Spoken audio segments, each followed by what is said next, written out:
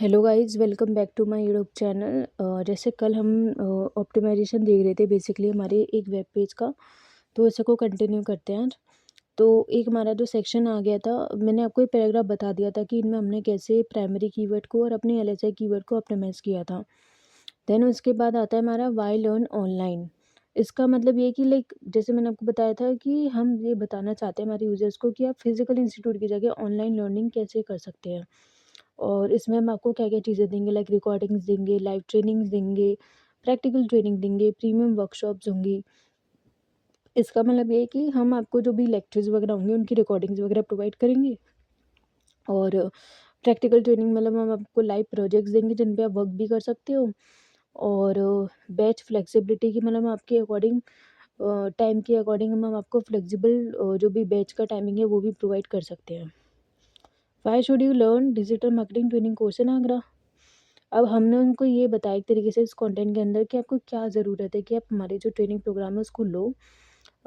इसलिए क्योंकि हमने उनके थोड़े थोड़े बेनिफिट बता दिए कि अगर आप इस कोर्स को लोगे तो आपको क्या क्या बेनिफिट होगा। अब है advance digital marketing course modules. हमने इसमें बेसिकली बता दिया हमारे जो मॉड्यूल्स रहेंगे उसमें क्या क्या हम प्रोवाइड करने वाले हैं, लाइक पीपीसी सिखाएंगे, एसईओ सिखाएंगे, गूगल एड सिखाएंगे, जो भी आपको देखना है, डिपेंड ऑन योर सर्विस। अब इसमें आप देखोगे तो मैंने इंटरलिंक किया है आवर डिजिटल मार्केटिंग कोर्स को। अब मैंने यही की फ्रेज क्यों लिया है, क्योंकि मेरा जो कीवर्ड है वो digital marketing course in Agra है, लेकिन मैं अगर अपनी लिंक कर रही हूँ मेन पेज को डिजिटल मार्केटिंग कोर्स वाले को, तो वहाँ पे तो मैंने लोकेशन कहीं टारगेट नहीं की है। तो इसलिए मैंने जो एंकर टेक्स्ट लिया है वो डिजिटल मार्केटिंग कोर्स ही लिया है ओनली। और इसमें जो मैंने लिंक किया होगा वो मेरे प्राइमरी जो मेरा पेज होगा उसको लिया होगा, डिजिटल मार्केटिंग कोर्स। इसमें शायद अभी गलत दिखा रहा है पर लेकिन हम इसको डिजिटल मार्केटिंग कोर्स वाला जो मेन हमारा पेज होगा उसमें हम इसको लिंक करेंगे। मे बी शायद अभी हम वर्क कर रहे हैं इस पर, अभी पूरा कंप्लीट नहीं हुआ है तो चेंज करना रह गया है। डिजिटल मार्केटिंग कोर्स वाले पर लिंक करेंगे। एंड देन उससे क्या होगा, एक तरह से इंटरनल लिंक जो होगा वो मेरा फ्लो होगा।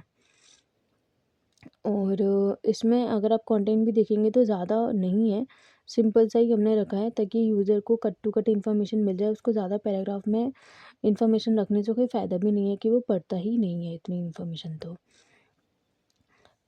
Digit learners will get to learn online marketing concept of digital marketing trainer the capital.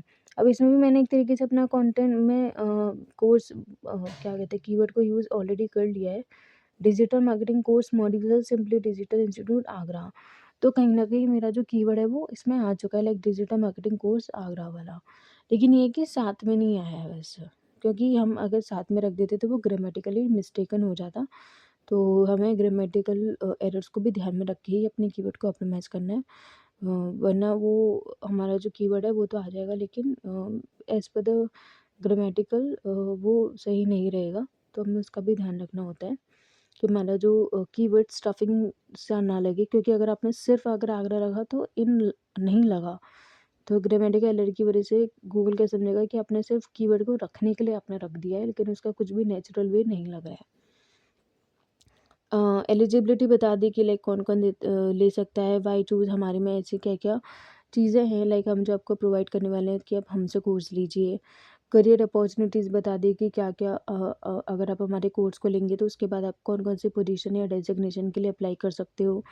तो ये सारी हमें बतानी इसलिए पड़ रही है यूज़र को ताकि उसको ये सारी चीज़ें पता होंगी तभी वो एक कोर्स को इन्वॉल्व करने में इंटरेस्टेड रहेगा। उसको अगर ये लगेगा कि आप सिर्फ अपना प्रमोशन कर रहे हो, मेरे फ़ायदे की कोई बात नहीं कर रहे हो, तो वो नहीं इंटरेस्टेड होगा। जैसे मैंने इसमें बताया कि आपको क्या-क्या डेज़िग्नेशन आप पोजीशन है, मतलब आप जॉब के लिए बेसिकली जो कोर्स की जो डिमांड रहती है वो क्यों रहती है? क्योंकि हर एक जो भी यूज़र होते हैं उनको एम्प्लॉयमेंट चाहिए होती है, जॉब्स चाहिए होती हैं। तो कोर्स के बाद हम अगर हम उनको ये भी बताएँगे कि उनको क्या बेनिफिट है, लाइक आप ये जॉब में अप्लाई कर सकते हो, आप यहाँ-यहाँ आपको पोजीशंस मिल सकती हैं। तो एक तरह से यूज़र को लगेगा कि हाँ, शायद अगर इतने से कोर्स में अगर मेरे को एक जॉब मिल सकती है जो डिसेंट सैलरी भी दे रही है तो क्यों नहीं अप्लाई करूँ मैं। तो ये सारी चीज़ें एक-एक बहुत मैटर कर जाती है कि अपने साथ-साथ अपने यूज़र का भी ध्यान रखें अपने कंटेंट के अंदर कि उसकी बेनिफिट की बात ज़रूर करें, वरना वो आपके कंटेंट को पढ़ने में बिल्कुल भी इंटरेस्टेड नहीं होगा जब तक आपका कंटेंट प्रमोशनल रहेगा। कि आपने सब अपनी अपनी बात कर दी, अपनी यूज़र की कोई भी बात ध्यान नहीं रखी। हमने कल उस दिन हेडर टैग्स तक ध्यान रखा था, नहीं कंटेंट एनालिसिस तक बता दिया था। Then image checkup and audit, image indexable in correct format, alt attribute. Alt का तो मैंने आपको पहले ही बताया था कि इमेज जो होती है वो हमारा गूगल का बॉट रीड नहीं कर पाता, तो हम उसको एक तरह से ऑल्ट टैग लगाते हैं ताकि हमारा जो गूगल का बॉट है उसको पता चल जाए कि इमेज किसके बारे में है।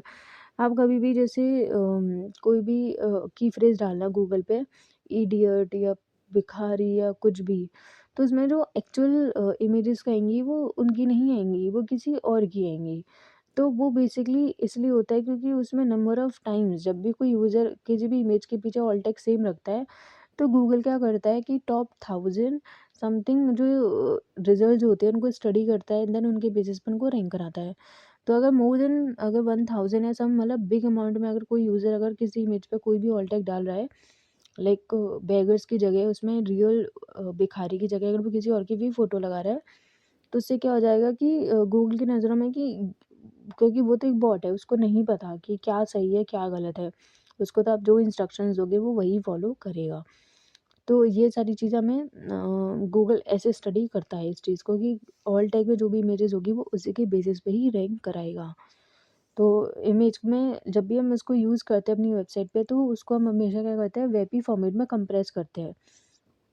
ये एक फॉर्मेट होता है वेबी, जैसे जेपीजी होता है, पीएनजी होता है, ऐसे वेबी भी होता है। इसका मेन मकसद सिर्फ इतना होता है कि अगर हम डायरेक्ट इमेज अगर यूज़ करते हैं अपने वेबसाइट में, और जो जेपीजी, पीएनजी जिनका जो साइज़ होता है बहुत बड़ा होता है, तो हम उसको कंप्रेस करते हैं तो क्या है, इसका इमेज का साइज़ घट जाता है।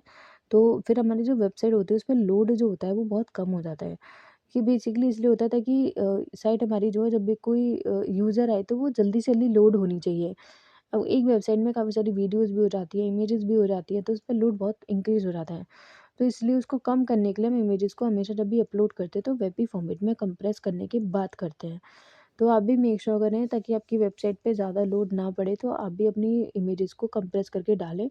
सो आपको जो स्पीड जो है वो आपकी बहुत इंक्रीज़ हो जाएगी वेबसाइट की। कल हमने आई थिंक आगरा वाला पेज देखा था ऑप्टिमाइज़ेशन के लिए।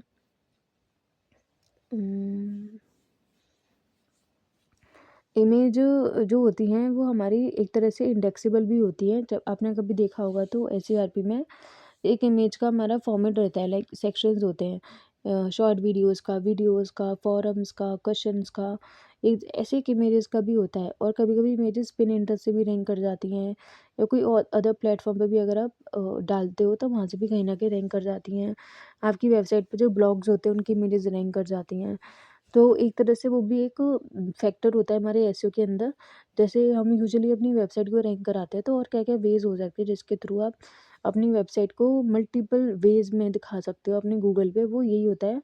वीडियोज़ हो गई, इमेजेस हो गई, या आपने कोई एफएक्यूज़ वगैरह डाल रखे हैं जो यूज़र की क्वेरीज़ को रिज़ॉल्व करे, तो वो एफएक्यूज़ भी इसमें एफएक्यू के अंदर दिखा सकता है। हुँ, इसमें आपको अभी तक आई फ़ील सब कुछ क्लियर होगा कि कैसे हमें अपनी जो भी वेबसाइट है, कोई भी वेब पेज है, उसका यूआरएल स्ट्रक्चर और उसकी इमेजेस वगैरह, उसमें कीवर्ड को कैसे यूज़ करना है, उसका रेशियो कैसे रखना है, और ये सब। ये आ जाता है हमारा मेटा टाइटल और डिस्क्रिप्शन, जहाँ से हमें डालना होता है।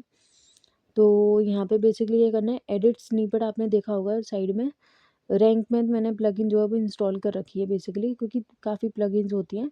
रैंक मैथ में सिंपली जो टाइटल होता है इसमें क्या होता है कि जैसे पहले मैंने आपको बताया था 60 कैरेक्टर की लिमिट होती है ओनली, और डिस्क्रिप्शन की 160 कैरेक्टर की लिमिट होती है। जैसे मैंने इसका ऑलरेडी डाला हुआ है, Meta title and description, best digital marketing course in Agra, number 1 training institute. तो इसका मतलब क्या हुआ कि मैंने अपना जो मेन कीवर्ड है वो रख दिया already, digital marketing course in Agra, number 1 training institute और रख दिया। इसका मतलब ये है कि अगर कोई भी ऐसा की फ्रेज़ बना कि best digital marketing institute in Agra या फिर training in Agra, then possibilities हैं कि मेरा जो वेबसाइट है वो रैंक करेगी। तो अपना टाइटल और डिस्क्रिप्शन इस वे में रखो कि नंबर ऑफ़ क्वेरीज़ भी अगर बनी तो उसमें आपका जो पेज है वो रैंक करने की कैपेसिटी रखे।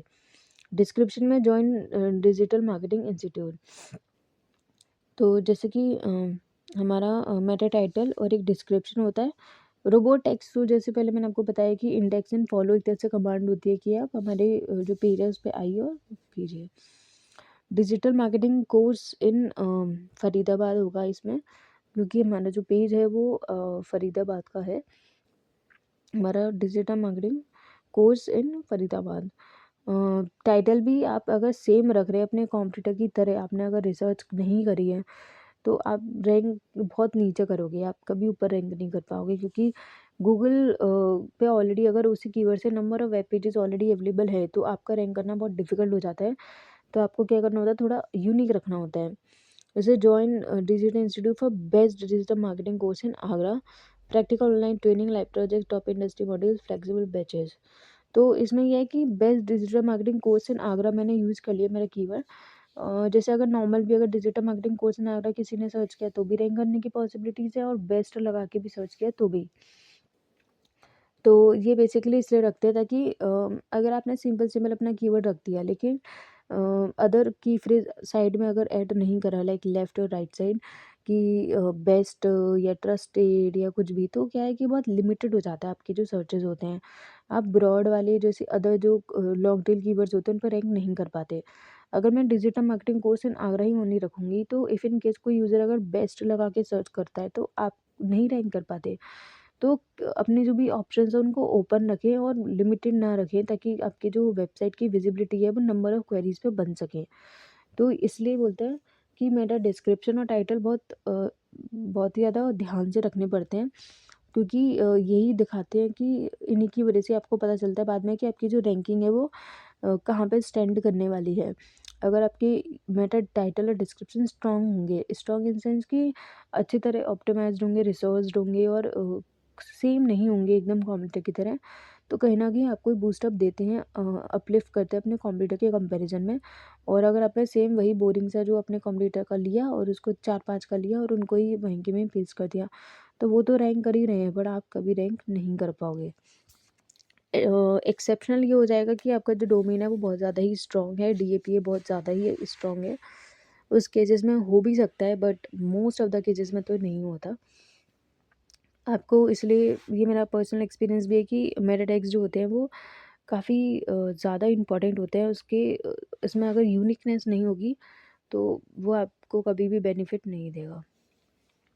अब जैसे मैंने इसमें प्रैक्टिकल ऑनलाइन ट्रेनिंग भी लगाया है, तो मान के चलिए कि किसी ने अगर प्रैक्टिकल ऑनलाइन ट्रेनिंग वाले अगर कोर्स को भी देखा तो भी मे बी पॉसिबिलिटीज़ हो जाएँगी कि मेरा जो वेब पेज है वो रैंक कर जाएगा। बट ये है कि लोकेशन आगरा ही होगी वो। आगरा इसलिए क्योंकि हमने स्पेसिफिकली आगरा का ही पेज बनाया है। ये मैंने सिर्फ़ आपको इसलिए दिखाया था कि आपको समझ में आ जाए कि कैसे आपको मेटा टैग्स को फ़ॉलो करना है। इसके नीचे ही जस्ट रोबोट कंटेंट लिखा है जिसमें लिखा है फॉलो इंडेक्स। जो मैंने आपको बताया था, रोबोट टैग्स होते हैं जो बेसिकली कमांड देते हैं हमारी गूगल के बॉट को कि आप इस वेब पेज पे आइए, पढ़िए, उसको इंडेक्स करिए, उसको क्रॉल करिए और फॉलो करिए। फॉलो का मतलब कि आप टाइम टू टाइम आते रहिए, क्रॉल करते रहिए इस चीज़ को, हमारे वेब पेजेस को, ताकि हमारे यूज़र्स को भी वो टाइम टू टाइम जब भी कोई क्वेरी डाले तो दिखा सको। टाइम टू टाइम आपके वेब पेजेस को इंडेक्स कराना, साइड में आपको इंडेक्स कराना कंसोल में बहुत ज़रूरी होता है। कंसोल की भी एक सीरीज़ में स्टार्ट करूँगी जिसमें पूरा समझाने की कोशिश करूँगी कंसोल में, क्योंकि वो बहुत ज़्यादा इंपॉर्टेंट रोल प्ले करता है एसईओ के अंदर। उसके अंदर की जो चीज़ें होती है वो समझना बहुत ज़रूरी है।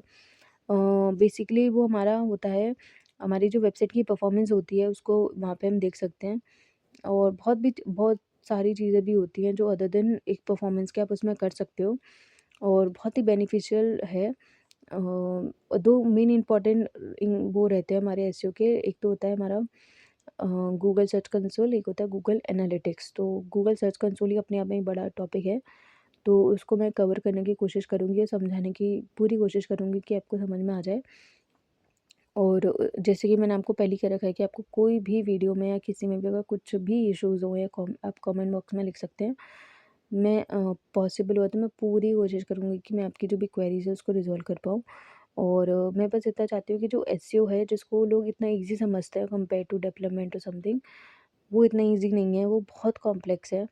और डे बाय डे उसमें जो भी अपडेशंस होते हैं वो इतने ज़्यादा होते हैं कि आपको पता भी नहीं चलता कि आपने तो सब कुछ मेहनत कर ली, लेकिन बाद में सब कुछ एक एक एक जस्ट एक एल्गोरिदम चलती है, उसके थ्रू ही सारी रैंकिंग डाउन चली जाती है।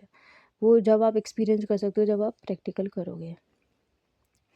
जैसे मैंने आपको दिखाया था कि आप जर्नल में कि मेरा टाइटल और डिस्क्रिप्शन लगा सकते हो। बेसिकली इसमें टाइटल ही आता है, डिस्क्रिप्शंस आते हैं, परमालिंक जो मैंने आपको पहले दिखा दिया, जिसमें हम अपने यूआरएल स्लग को रखते हैं। और डिफरेंट प्लगइन्स होती हैं, योस्ट एसईओ होता है, ऑल इन वन होता है और रैंक मैथ होता है। ऑल इन वन अच्छा होता है काफ़ी, लेकिन योस्ट सबसे ज़्यादा ईज़ीएस्ट वे होता है। तो हम यूजुअली योस्ट को ही यूज़ करते हैं, क्योंकि वो बहुत ज़्यादा ईजी टू यूज़ है। कोई भी बिगनर्स के लिए भी, कोई भी फ्रेशर्स के लिए भी, जिसको बिल्कुल कंप्लीटली नॉलेज ना हो, और उसको यूज़ करके आप इजीली अपने जो भी पेजेस है उनको, उसमें मेटा टैग्स वगैरह हो गए, रोबोट टीएक्सटी हो गए, या फिर जैसे आपको कैनोनिकल फिक्स करना है, रीडायरेक्शन में भी बहुत इजीली हो जाता है उसमें।